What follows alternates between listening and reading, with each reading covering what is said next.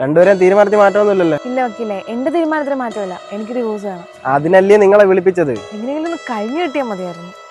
എടോ, തനിക്കൊന്നും പറയില്ലേ? ഞാനെന്ത് പറയാനാ സാറേ, എവിടെ ഒപ്പിടേണ്ടെന്ന് പറഞ്ഞാൽ അത് ഞാൻ ഒപ്പിട്ടോളാം. ഞാൻ പറഞ്ഞില്ലേ വക്കീലെ, ഇയാളൊരു മുരട് സ്വഭാവം. ഇയാളുടെ ഒരിക്കലും ഒത്തുപോകത്തില്ല. കാര്യം മ്യൂച്വൽ ഡിവോഴ്സ് ഒക്കെ ആണെങ്കിലും കൗൺസിലിംഗ് ആണ്. ആദ്യം ആരും ഒപ്പിടുന്നത്? ഞാൻ ഒപ്പിടാം സാറേ.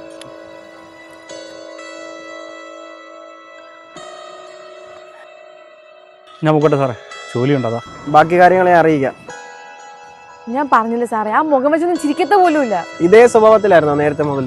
ആദ്യം ഒന്നും കുഴപ്പമില്ലായിരുന്നു. അയാൾ ഹാപ്പി ആയിട്ടിരുന്ന നിമിഷം ഏതെങ്കിലും ഓർമ്മയുണ്ടോ? ആ ഓർമ്മയുണ്ട്. ഇയാളുടെ കുറച്ച് കൊച്ചു കാറുകളുണ്ട്. ഇയാൾ വർക്ക് കഴിഞ്ഞ് വീട്ടിൽ വന്നാൽ അത് എടുത്ത് വെച്ച് നോക്കിയിരുന്ന് ചിരിക്കും. പിന്നെ അത് ഓടിച്ച് കളിക്കും. എന്നിട്ട് ആരോടെങ്കിലും എന്തെങ്കിലും പറയാൻ പറ്റുമോ ഈ പ്രായത്തിൽ ഇങ്ങനെ ഇതൊക്കെയാ ചെയ്യുന്നതെന്ന്? അപ്പൊ താനെന്ത് ചെയ്ത്?